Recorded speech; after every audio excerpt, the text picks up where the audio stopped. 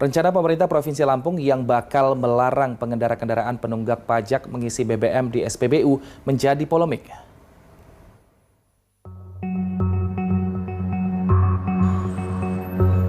Pemerintah Provinsi Lampung bakal melarang pengendara kendaraan penunggak pajak mengisi BBM di SPBU. Katanya ini untuk meningkatkan kepatuhan masyarakat di daerah itu untuk membayar pajak kendaraan mereka. Kebijakan ini tercantum dalam surat pemberitahuan tertanggal 19 Oktober 2023 yang ditujukan kepada seluruh pemilik SPBU di Lampung. Pengelola SPBU juga dibolehkan untuk menegur dan meminta pemilik kendaraan yang tak taat pajak untuk meninggalkan SPBU lewat pengeras suara. Selain itu, kendaraan yang belum memperpanjang pajak juga akan ditempelkan stiker agar tak bisa diterima mengisi BBM di SPBU lainnya. Kepala Badan Pendapatan Daerah Bapenda Provinsi Lampung Adi Erlansyah mengatakan, pendataan kendaraan penunggak pajak di SPBU merupakan bentuk sanksi sosial. Dia berharap bisa memberikan efek jera dan masyarakat bisa taat membayar pajak. Meski surat pemberitahuan mengenai larangan kendaraan bermotor yang menunggak pajak untuk mengisi BBM di SPBU telah dikeluarkan pada 19 Oktober lalu, namun pemerintah Provinsi Lampung mengaku belum memberlakukan penerapan aturan tersebut.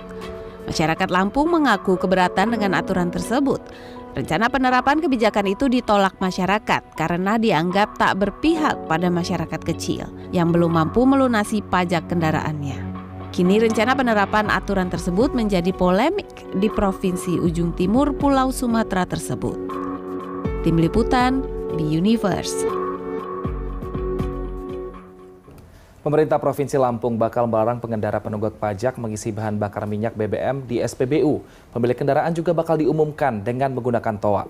Bicara soal mengenai kebijakan baru ini, kita telah terhubung melalui sambungan Zoom Bapak Saleh Abdurrahman, anggota Komite Badan Pengatur Hilir Minyak dan Gas Bumi BPH Migas. Selamat siang Bapak. Pak, ini bagaimana Anda melihat peraturan daerah Lampung yang melarang pengendara penunggak pajak ini untuk mengisi BBM di SPBU, Pak? Terima kasih. Prinsipnya tentu kita mengembalikan itu kepada kebijakan pemerintah daerah ya, Mas ya. Buat kami, yang penting bagaimana subsidi solar ini terutama itu tepat sasaran, ya kan. Nah, tepat sasaran ini tentu yang boleh mengakses atau membeli solar ini pun juga tentu yang memiliki syarat-syarat administrasi yang syah, termasuk misalnya dia memiliki STNK yang valid, yang sah. Untuk bisa mendapatkan STNK yang sah itu kan tentu setiap tahun kita harus membayar pajak. Jadi dari perspektif itu, dalam konteks bagaimana kita menuju ke penyaluran subsidi yang tepat sasaran, kami kira itu bagian dari upaya pemerintah daerah untuk lebih tepat dalam menyalurkan. Termasuk tentu seperti disampaikan tadi bahwa dengan adanya kebijakan itu juga bisa meningkatkan kedisiplinan ya bagi masyarakat kita dalam bayar pajak. Yang pajak itu tentu sangat berarti, sangat penting bagi pembangunan kita di daerah. Itu pendapat kami ya, Mas. Baik, tapi aturan pelarangan untuk mengisi BBM ini apakah memang dibebaskan ke pemerintah daerah atau harus disesuaikan dengan peraturan perundang-undangan, Pak Saleh?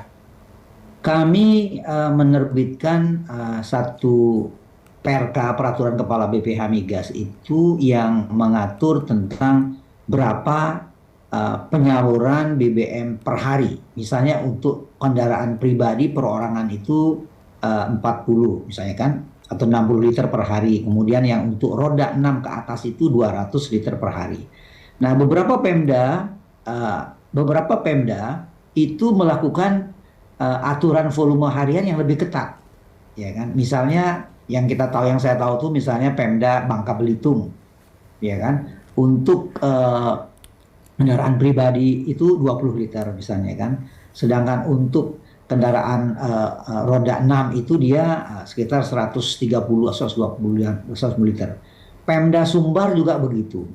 Kalimantan Selatan juga menerapkan batasan pembelian yang kira-kira itu kurang lebih sekitar 120 sampai 130 liter per hari. Jadi jauh lebih ketat daripada atau di bawah aturan yang dikeluarkan oleh BPH Migas. Kenapa demikian? Karena ketika kita menyusun kuota untuk daerah tersebut ya, kita kan menerima input dari Pemda, Mas. Kecuali selain dari badan usaha. Nah, ketika kita menerima input dari Pemda tersebut, tentu kita sudah harapkan bahwa perhitungan yang diusulkan kuota tahunan itu sudah mempertimbangkan berbagai faktor, termasuk mungkin pertumbuhan ekonomi, ya kan? Realisasi tahun kemarin. Nah, ketika dalam perjalanan ternyata ada pergerakan yang lebih besar kebutuhannya, sementara kuotanya sudah dipatok. Nah, itu tentu Pemda mengambil langkah-langkah mitigasi. Seperti kita tahu bahwa kuota kita solar ini yang tahun 2023 ini lebih rendah dari kuota yang diberikan pemerintah di tahun 2022. Tahun ini kita mendapatkan 17 juta kiloliter, sedangkan tahun kemarin 2022 kita mendapatkan 17,6 atau 17,7 kiloliter. Nah, itu tentu ini sewaktu kita melakukan alokasi kuota per provinsi, kabupaten, kota itu disesuaikan dengan kuota yang tersedia. Sehingga Pemda mengambil berbagai kebijakan dalam rangka mengamankan, ya kan?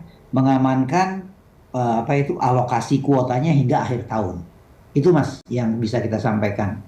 Nah, tapi bagaimana juga kebijakan ini membantu pada penyaluran subsidi BBM yang tepat sasaran, Pak? Apakah ini juga bisa dilakukan atau mungkin bisa dicontoh oleh Pemda-Pemda lain sehingga pendapatan daerah bisa bertambah melalui pajak karena warga tepat membayar dan juga untuk subsidi ini bisa lebih tepat sasaran? Salah satu upaya keras yang kita sedang lakukan saat ini agar subsidi solar ini tepat sasaran adalah melalui pengembangan digitalisasi, yaitu jadi pembeli BBM subsidi solar ini harus memiliki identitas dalam bentuk QR code gitu Mas ya. Jadi kalau kita ingin membeli solar saat ini, kita harus mendaftar di subsidi tepat, kemudian kita akan mendapatkan QR code itu.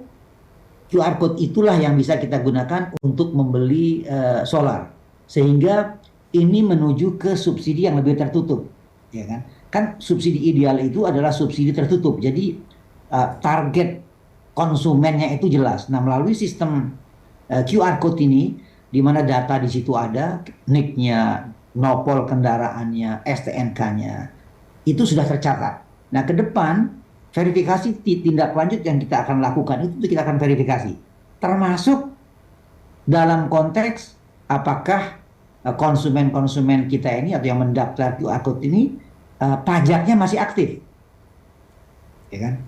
Kalau misalnya pajaknya ini sudah mati atau dia tidak pernah memperpanjang atau STNK-nya bertahun-tahun, tentu mereka tidak bisa mendapatkan BBM subsidi. Nah, ini yang kita dari satu pihak pemerintah tentu akan mendapatkan kedisiplinan ya bagi masyarakat dalam membayar pajak, dan ini akan kembali ke masyarakat juga dalam bentuk berbagai fasilitas layanan umum jika kita tertib membayar pajak. Saya pikir begitu. Nah, tidak hanya solar, tapi juga pemerintah tengah membahas pembatasan BBM bersubsidi seperti Pertalite juga, Pak. Sejak tahun lalu sudah dibahas. Nah, ini progresnya sejauh ini seperti apa? Jadi memang untuk mengatur berapa volume yang bisa disalurkan kepada konsumen Pertalite. Kalau solar kan sudah diatur. Ini memang kita menunggu aturan revisi Perpres 191/2014, ya kan, tentang penyediaan dan pendistribusian serta harga eceran bahan bakar minyak. Dan ini belum keluar, Mas. Jadi oleh sebab itu kami untuk beberapa hal seperti misalnya konsumen pengguna tertentu seperti nelayan, pertanian, UMKM itu kami juga sudah mengeluarkan aturan bahwa masyarakat kita pengguna tertentu tersebut bisa sekarang ini mendapatkan akses terhadap Pertalite asal membawa surat rekomendasi dari dinas tempat. Kalau sebelumnya itu belum bisa. Nah, sekarang ini karena meningkatnya ekonomi kita di daerah, maka kita telah mengeluarkan regulasi di mana masyarakat saat ini, petani, nelayan, UMKM, layanan umum dan sebagainya itu boleh mendapatkan atau membeli Pertalite ya dengan dirijen yang speknya sudah diatur, asal membawa surat rekomendasi. Itu Baik. Mas yang kita sedang lakukan saat ini. Aturan sudah dilakukan dan semoga penerapannya bisa sampai ke daerah-daerah sehingga target dari pemerintah ataupun subsidi BBM ini bisa tercapai. Terima kasih Pak Saleh Abdurrahman, Komite BPH Migas telah bergabung bersama kami di Berita Satu Siang. Sehat selalu Bapak.